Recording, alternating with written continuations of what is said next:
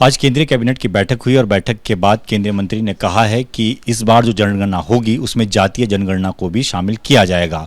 ये वही मांग है जो विपक्ष लगातार उठाता रहा, लेकिन सरकार ने कह दिया कि जो जातीय जनगणना अब तक होती रही जिन राज्यों में, वो सही तरीके से नहीं होती रही। जो सरकार अब कराएगी वो बेहतर तरीके से कराएगी। इस मुद्दे पर बातचीत करने के लिए हमारे साथ कांग्रेस के वरिष्ठ नेता उदित राज जी हैं। सर, जातीय जनगणना की मांग राहुल गांधी कांग्रेस पार्टी करती रही, सरकार ने ऐलान कर दिया कि वो कराएंगे, अब क्या विपक्ष का मुद्दा ही छीन लिया सरकार?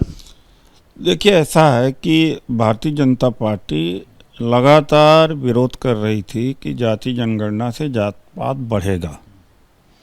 राहुल गांधी जी ने तय कर लिया था कि ये नहीं कराएंगे तो हम करा के छोड़ेंगे।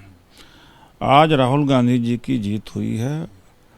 खास तौर से पिछड़ा समाज और सामाजिक न्याय की सोच वाले उनको धन्यवाद देते हैं। कांग्रेस की जीत हुई है। मोदी सरकार को झुकना पड़ा। मैं पूछना चाहता हूँ उस तर्क का जो 10 साल से इन्होंने तर्क एक गढ़ रखा था कि जाति जनगणना से जात पात बढ़ेगा, उसका क्या हुआ? तो मजबूरी में कराना तो पड़ा। और जाति जनगणना मैं उस तरह से देखता हूँ जैसे इंसान के शरीर का जब एक्सरे होता है तो पता लगता है क्या बीमारी है, उसी तरीके से जाति जनगणना से पता लगेगा किस वर्ग किस जाति का कहाँ असमानता है, कहाँ उसको उठाने की ज़रूरत है, कहाँ वो कमज़ोर है, कहाँ उसको हिस्सेदारी देना है। इससे भारत राष्ट्र को बहुत फ़ायदा होगा और समाज में खुशहाली होगी। हमें नहीं देखते कि इसका चुनावी लाभ किसको मिलेगा, मुझे मिले उसके मिले, लेकिन हम सबसे पहले ये देखते हैं कि एक पिछड़ा समाज जो 50% का समाज है, ज़्यादा का है, उसका भला होगा।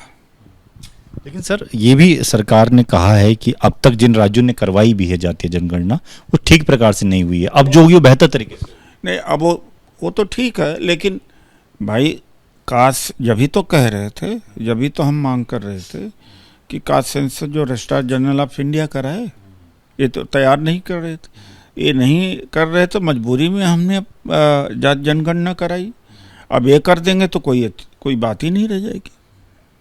बड़ा मुद्दा तो हुआ ही करता था ना सर, आप लोगों का सरकार को घेरने का। देखिए, रजिस्ट्रार जनरल ऑफ इंडिया से कराने की मांग तो हम कर ही रहे थे। आज माना इन्होंने, नहीं कर रहे थे तो उन परिस्थितियों में हमें कराना पड़ा।